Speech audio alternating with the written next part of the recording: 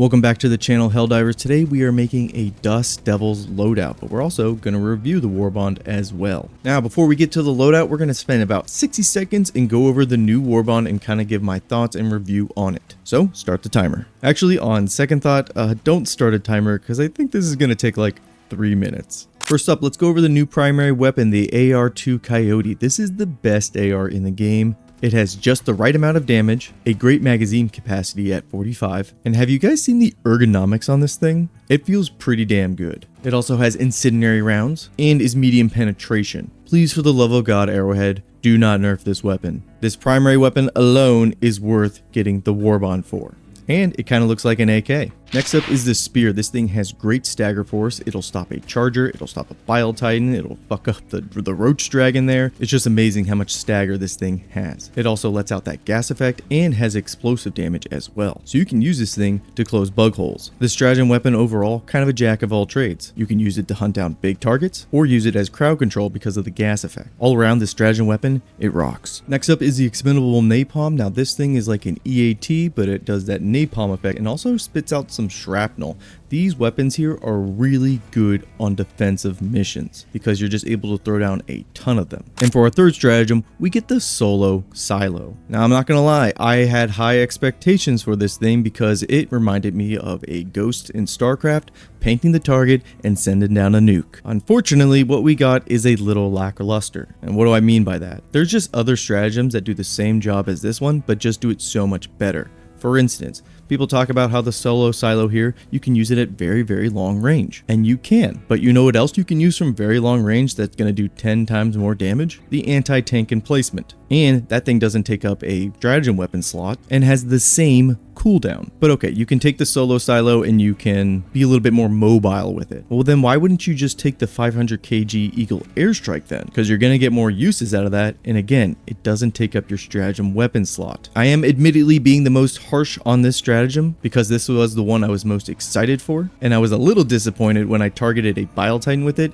and it didn't one-shot it. Overall, I think it just needs a drastic cooldown reduction, and then I think it'll find a nice place in our arsenal.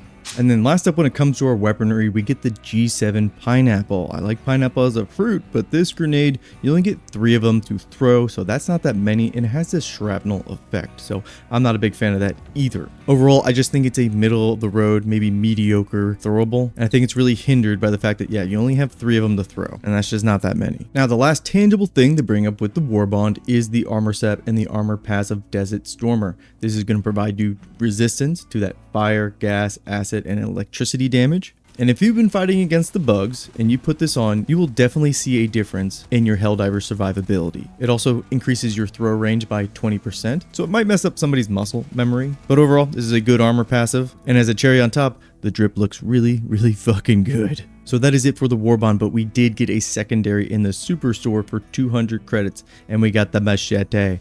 Now this thing is slow, clunky, but it does medium penetration. I'm not the biggest fan of melee weapons on the higher tiers of difficulty, but it does look cool. I just don't know if I can recommend somebody spending 200 super credits on it. Alright, that is my very quick review on the Warbond. I didn't go into crazy detail about each thing that we got, but hopefully I gave you a basic idea about it. I would put this Warbond probably somewhere in the A tier because of the Coyote and the spear gun. Then I think the other pieces of equipment we got kind of middle of the road, solid, good. So if you've already purchased the Warbond, let me know what you think about it below. Now let's get on to the loadout. Starting out the loadout, we're going to go with our primary weapon, and of course we're going with the Coyote. This thing is an absolute workhorse. So just by taking this primary weapon, we have the entire field of chaff completely covered. This primary weapon absolutely dominates. Oh yeah, did I mention that this was a terminids loadout? Like, I haven't been fighting the other factions too much because, well, you know, the new stuff. So, anywho, moving on to our secondary, I'm going with the ultimatum just to have something that's kind of like a fuck you button to anything that is massive, like a bile titan.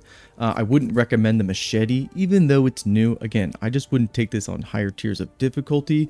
Honestly, for the secondary slot, you can kind of take whatever you want. I'm just going with the ultimatum. Another good choice here would be the grenade pistol, but our stratagem weapon is going to be the spear gun, and the spear gun kind of does the job of the grenade pistol as well, so keep that in mind. And for our throwable, you might think I'm going to recommend the pineapple, but I'm actually not. This Warbond has a lot of themes of fire and gas, so I would take one of the fire grenades, or maybe even the gas grenade. These are all good choices, and I kind of think they fit in line with the theme that we're going for. You could also take the pyrotech grenade. That's 2 videos now I've brought up the pyrotech grenade. I'm just wondering if you pyrotech guys are ever going to forgive me, please? Okay, let's move on. Obviously, for our armor and our armor passive, we're going with the Desert Stormer. This is going to keep you alive for all the shit that the bugs are throwing at us lately. Moving on to the stratagem section here. I already mentioned that the stratagem weapon we're going to be taking is the spear gun, and it's excellent, jack of all trades. We've already talked about it enough. Now we're going to pair it with the supply backpack. And like I mentioned earlier, the spear gun, it only has 12 shots. So the supply backpack going to keep us very much topped off. And this really helps out when you go underground and you don't have a spot to call down more stratagems. Supply backpack here pairs beautifully with the spear. Now for your third stratagem pick, I did mention how there's a lot of fire in this Warbond as well. So I think it's appropriate to either take the orbital napalm barrage or the eagle napalm airstrike. Both of these are excellent at dispersing bug breaches, but just keep in mind when you're going into those caves, obviously you're not going to be able to use these. Now your fourth and last slot, I would kind of treat it like a flex pick. You could go with the orbital gas, and that would be a good choice because again, it's kind of fitting with the theme that the Warbond's going for. And I guess the same could be said for the gas mines, but nobody really likes using mines. They're kind of hit or miss. But honestly, if you want to be really well rounded on the new missions, the exosuits are fantastic. They deal with everything new that the bugs have to throw at us. I like the Emancipator myself, but the Patriot's fine too. And I guess if you want to be a stickler for the Warbond, you could go with the solo silo. But I've already aired my grievances about it, but it does technically fit with the theme in the loadout we're going for. The expendable napalm though, I would just save those for defensive missions if you're thinking about that. But those are our stratagem picks. Let's go ahead and move on to the overview section. And we'll talk about how this loadout kind of plays out. And we'll give some like pros and cons. Okay, so how do you play this loadout and how does it perform?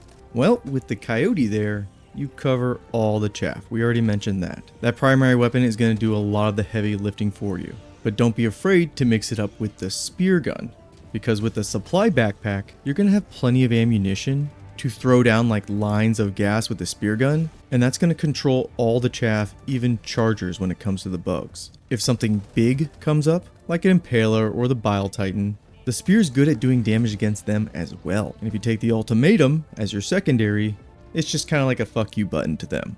And all the things we just mentioned, you can take into the caves and be really effective and efficient for your team. Okay, but then what happens when a bunch of bug breaches come up? That's why we mentioned taking something like the Eagle Napalm, the Orbital Barrage Napalm, or the Gas Orbital Strike. Those 3 stratagems are excellent at shutting down bug breaches. And the Gas Orbital and the Eagle Napalm both have really short cooldowns, so you're going to be able to use those pretty often. Now when it comes to the new bug variants, the ruptured bugs, because the coyote is medium penetration and the spear gun can one-shot their heads except for the chargers, your equipment is perfectly tailored to dealing with them. Now admittedly, when it comes to something like the dragon roach, you're going to have to pump a lot of shots into it with your spear gun, but you're going to be staggering the hell out of it, so your teammates, they'll appreciate that. And also if you take one of the exosuits, they'll make short work of them as well. But Nomad, what about the goddamn Hive Lord? And I'll admit, this loadout is really not for dealing with the Hive Lord. Even with the exosuits, they don't deal enough sustained damage, and they have too long of a cooldown to be really that effective against the Hive Lords. But TLDR about the Hive Lords, they are really fun to kill once. After that, they're kind of a waste of time because you only get 222 XP, and 9 times out of 10, if you're grouping up with a bunch of randoms, you're not going to have the firepower to take this down anyways. But don't get me wrong, killing this thing is fun. I just wouldn't count on it consistently unless you're with a coordinated group. Alright y'all, that's the build, that's the video. A little bit of the state of the galaxy. Right now the game's stability is probably at an all-time low. I am crashing constantly. But aside from that, this update absolutely rocks. I will say though, I kind of wish they went a little bit further with the whole cave and subterranean aspect of the new maps. I feel like they're a little too forgiving about how many times, or I should say how many spots are open and you can call down stratagems or reinforcements. I would have preferred it if we had to go like really deep in there with like no plans of retreating, but I think it's a first good swing at it. Now I do have another loadout planned for the new Hive planets. But with the Warbond, you know, new things, new shiny things are more fun. And if you're struggling against these new terminid variants, don't forget about all the control weaponry we have. It's not all about just doing the most amount of damage. I think the Predator strain really taught us that as a community, or at least I hope so. But anyways, if you made it this far, thank you very much. I appreciate you. If you're not a part of the channel, consider joining. We like to do fun thematic builds around here, more so viability and fun as opposed to trying to pick up like metas or being super optimized. Because a lot of this game really just comes down to the playstyles you enjoy. But that's enough yapping for me. I will see you guys next time. Peace and take care.